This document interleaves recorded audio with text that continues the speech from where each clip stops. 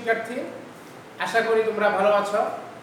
পরিবারের সদস্যদেরকে নিয়ে ভালো থাকবে প্রত্যাশা করি। আজকের আইসিটি ক্লাসে তোমাদেরকে স্বাগতম।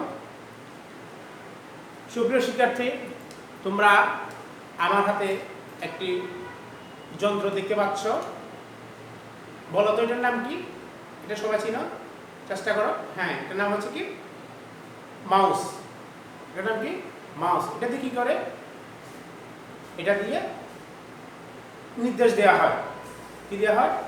নির্দেশ দেওয়া হয়। এটা কি বলতো দেখি, চেষ্টা করো সবাই। এটা হচ্ছে কি? কিবোর্ড। এটাতে কি করা হয়? টাইপ করা হয়, তাও নির্দেশ দেওয়া হয়।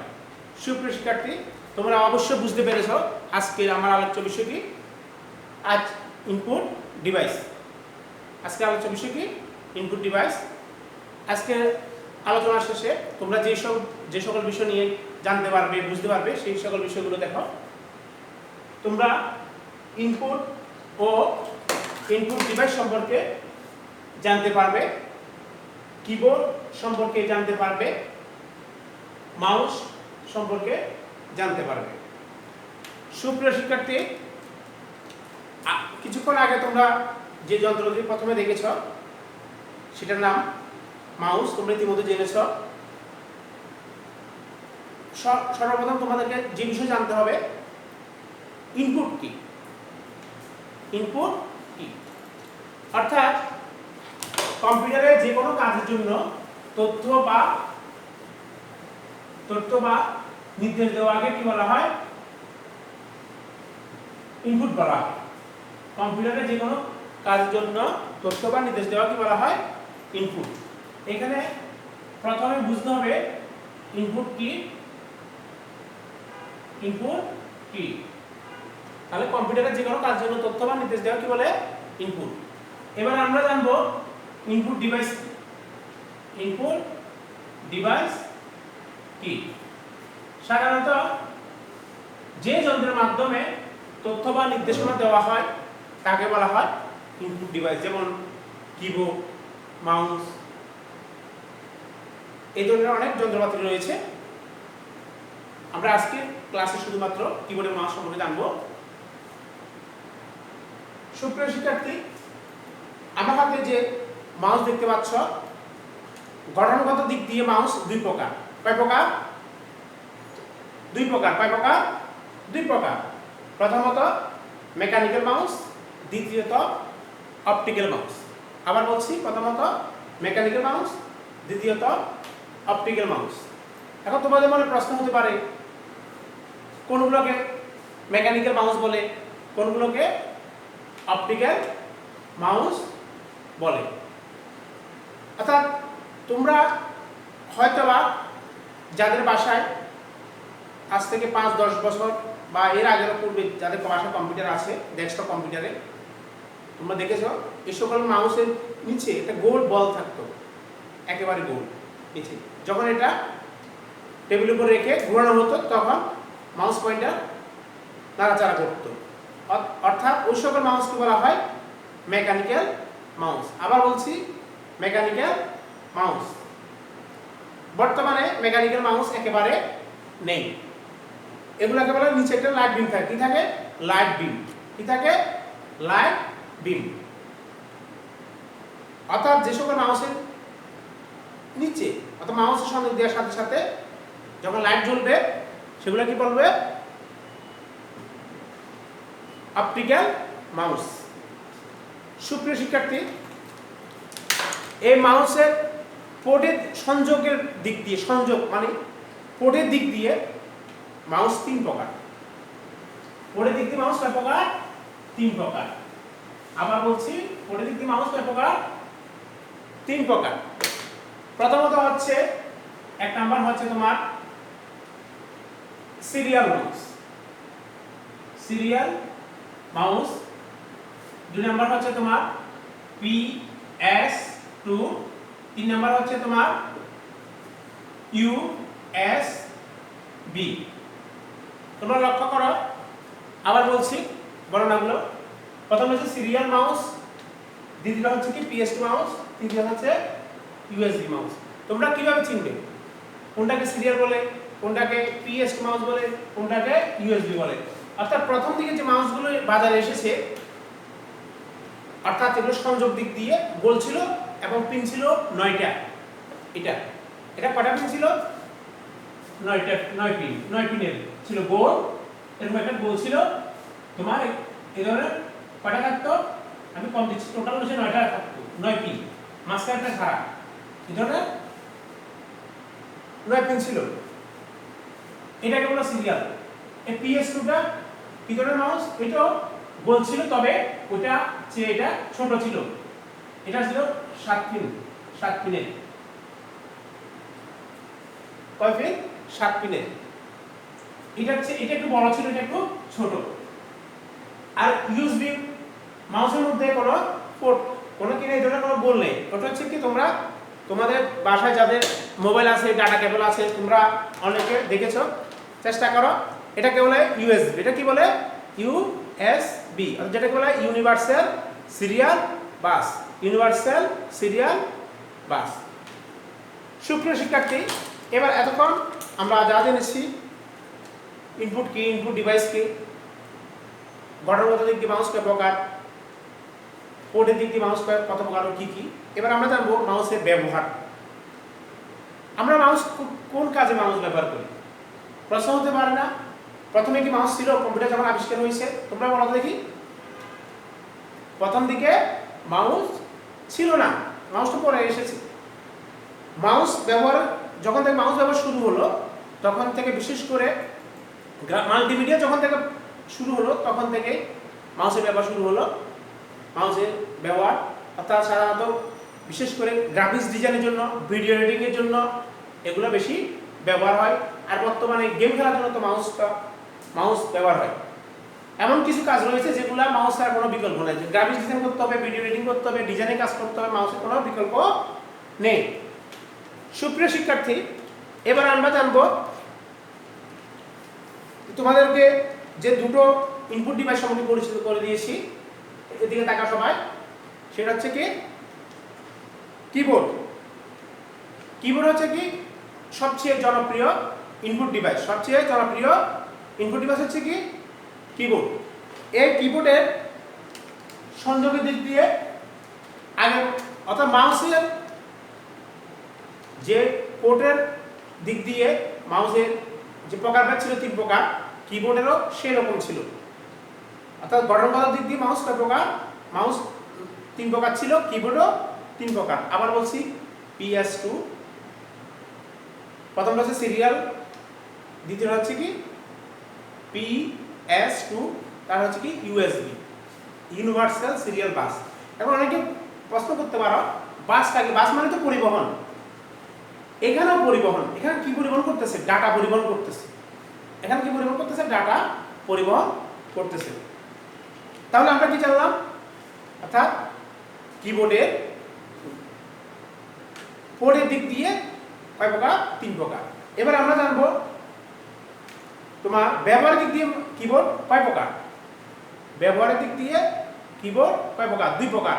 একটা হচ্ছে নরমাল কিবোর্ড, আরেকটা হচ্ছে মাল্টিমিডিয়া কিবোর্ড। একটা হচ্ছে কি নরমাল কিবোর্ড, আরেকটা হচ্ছে কি মাল্টিমিডিয়া কিবোর্ড। আমরা কোনটিকে নরমাল কিবোর্ড বলবো বা কোনটিকে মাল্টিমিডিয়া কিবোর্ড বলবো? তাহলে কিবোর্ডের কয় প্রকার বলছি গঠনগত দিক দিয়ে।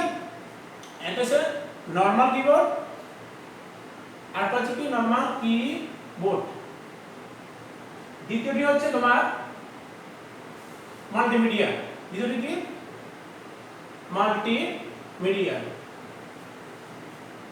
Multimedia keyboard. অর্থাৎ বিশেষ করে তোমরা অবশ্য বুঝবে, জানবে, সেটা হচ্ছে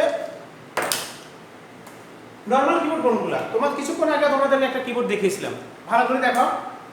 এটা হচ্ছে কি এই কিবোর্ডটা কি নরমাল কিবোর্ড। মাল্টিমিডিয়া কিবোর্ড আমরা কিভাবে চিনব? এই যে উপরে যে কিগুলো রয়েছে, এখান থেকে F1 থেকে F12 এর উপরে এক্সট্রা কিছু কি থাকে, এগুলো কি বলা হয়? Multimedia keyboard. Multimedia keyboard. ও কিবোর্ড দিয়ে কি করা হয়? সরাসরি কম্পিউটার অন অফ করা যায়, মাউস ছাড়া বা পাওয়ার দেওয়া ছাড়াই। আবার বিশেষ করে ইন্টারনেট অন অফ করা যায়, অনেক কাজ রয়েছে যেগুলো দ্রুত গতিতে করা যায় মাউসের সাহায্য ছাড়া। গান অন অফ করা যায়, সাউন্ড বাড়ানো যায়, কমানো যায়, বিশেষ করে এগুলা। সুপ্রিয় শিক্ষার্থী, এবার আমরা জানবো কিবোর্ডের যে কিগুলো রয়েছে। কি মানে কি? কি মানে চাবি। কি মানে চাবি। কি মানে কি? চাবি। এটা চাবি বলা হয় কি। এখানে আমরা জানবো এই যে তোমরা কিবোর্ড দেখতে পাচ্ছ, এই কিবোর্ডগুলোকে 6 ভাগে ভাগ করা হয়েছে। অর্থাৎ একটি কিবোর্ডে যতগুলো কি রয়েছে সেই কিগুলোকে কি কয় ভাগে ভাগ করা হয়? 6 ভাগে ভাগ করা হয়। প্রথমত হচ্ছে দেখো ফাংশন কি। প্রথমত ফাংশন কি। সাধারণত ফাংশন কি হচ্ছে কয়টি? 12টি। 2 নাম্বার হচ্ছে তোমার অ্যারো কি। অ্যারো কি হচ্ছে তোমার 4টি।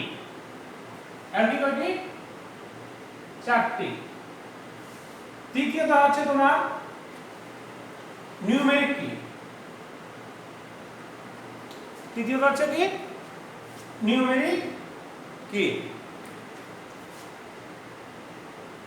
নিউমেরিক কি আবার তোমার অন করা যায়, অফ করা যায়। নিউমেরিক কি মনে হয় সম্ভবত এখানে 15টা হওয়ার কথা। দেখি আমরা হিসাব করে দেখব। চতুর্থটা হচ্ছে তোমার মডিফায়ার কি।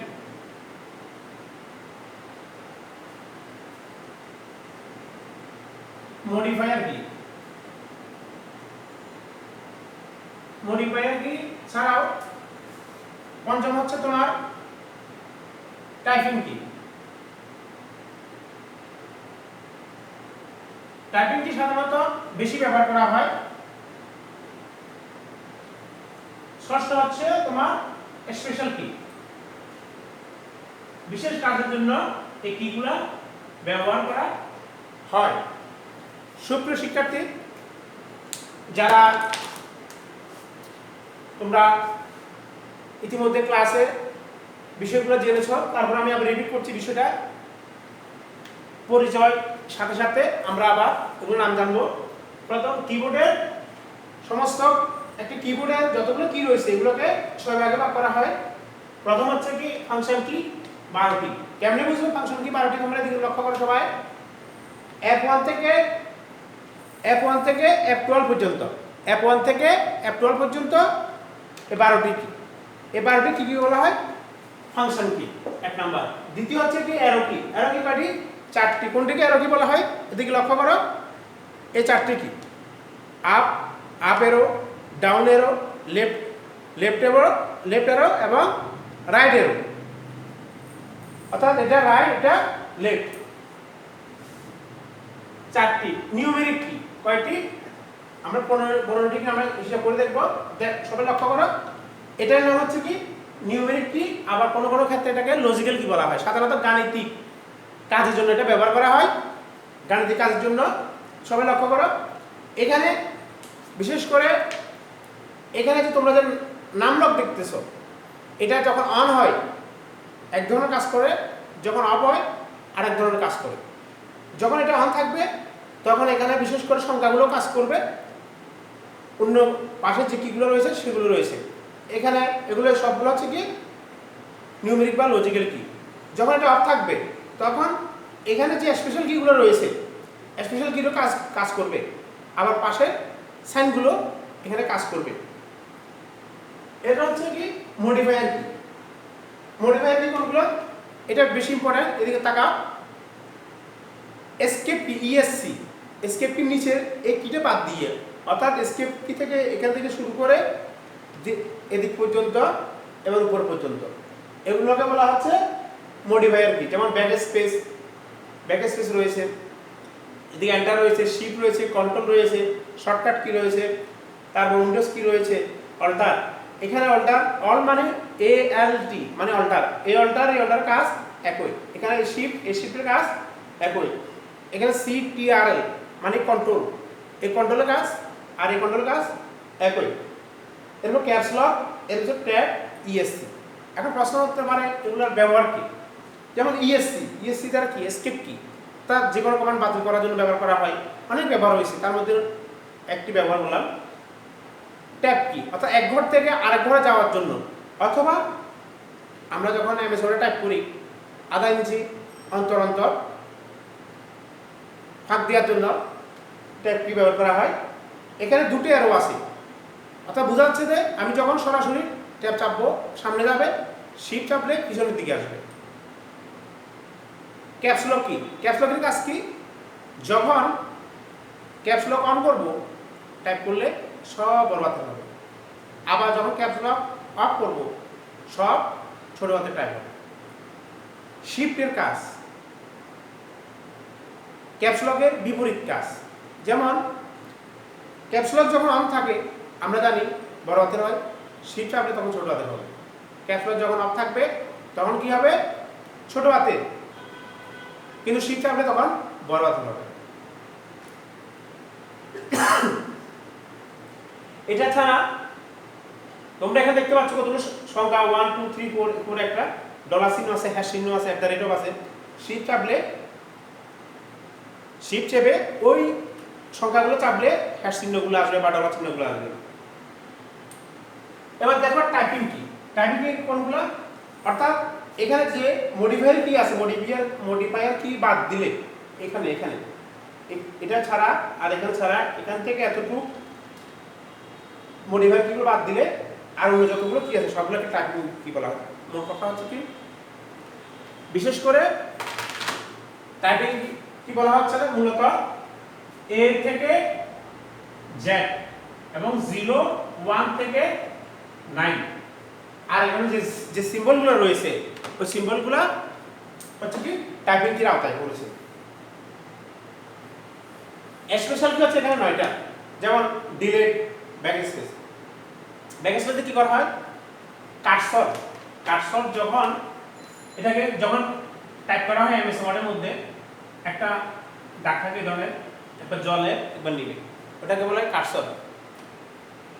এই কার্সরটি যখন অন হবে, অফ, একবার অন একবার অফ, অর্থাৎ কোনো লেখার মাঝে যদি লেখা ডান দিকে যদি কার্সর থাকে তখন ডিলিট, লেখার বাম দিকে ব্যাকস্পেস থাকলে তখন বাম দিকের গুলো ডিলিট হবে, অর্থাৎ কার্সর ডান দিকগুলোর জন্য ডিলিট, বাম দিকগুলো মোছার জন্য ব্যাকস্পেস।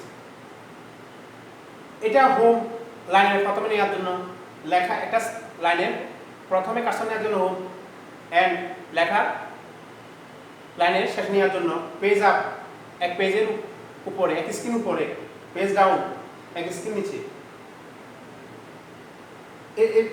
ইহা ছাড়াও প্রিন্ট স্ক্রিন রয়েছে, সাধারণত স্ক্রিনশট নেওয়ার জন্য প্রিন্ট স্ক্রিন ব্যবহার করা হয়। সুপ্রিয় শিক্ষার্থী, তোমরা অবশ্যই কিবোর্ড এবং মাউস সম্পর্কে জেনেছ, ব্যবহার সম্পর্কে জেনেছ, এবং প্রশ্ন হতে পারে কিবোর্ডের ব্যবহারটি কি। কিবোর্ড দিয়ে সাধারণত টাইপ করা হয়, যে কোনো টাইপ করা হয় এবং বিভিন্ন ধরনের কমান্ড প্রয়োগ করা হয়, শর্টকাট কি ব্যবহার করা হয়। সুপ্রিয় শিক্ষার্থী, তোমরা বলো তো, তুমি দাঁড়াও দেখি, তোমাদের মধ্যে কে বলতে পারবে, তুমি বলো দেখে দুটি ইনপুট ডিভাইসের নাম বলো। ঠিক আছে, হয়েছে, একটা হচ্ছে মাউস, একটা হচ্ছে কিবোর্ড। তুমি বলো দেখে মেকানিক্যাল মাউস কি, রাইট। মেকানিক্যাল মাউস হচ্ছে সাধারণত যে সকল মাউসের নিচে লাইট বিম থাকে তাকে বলা হয় মেকানিক্যাল মাউস। সুপ্রিয় শিক্ষার্থী, তোমরা বাড়ির কাজ লিখে নাও। বাড়ির কাজ হচ্ছে তোমার কিবোর্ডের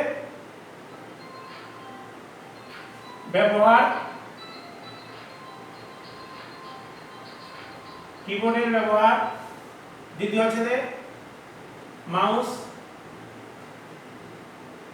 কি, মাউসের প্রকারভেদ। মাউসের প্রকারভেদ আলোচনা করো।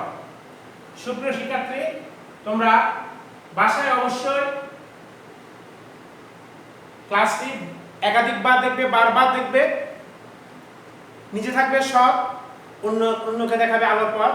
এই প্রত্যাশা করে আজকের ক্লাস শেষ করছি। তোমরা ভালো থাকো, সুস্থ থাকো।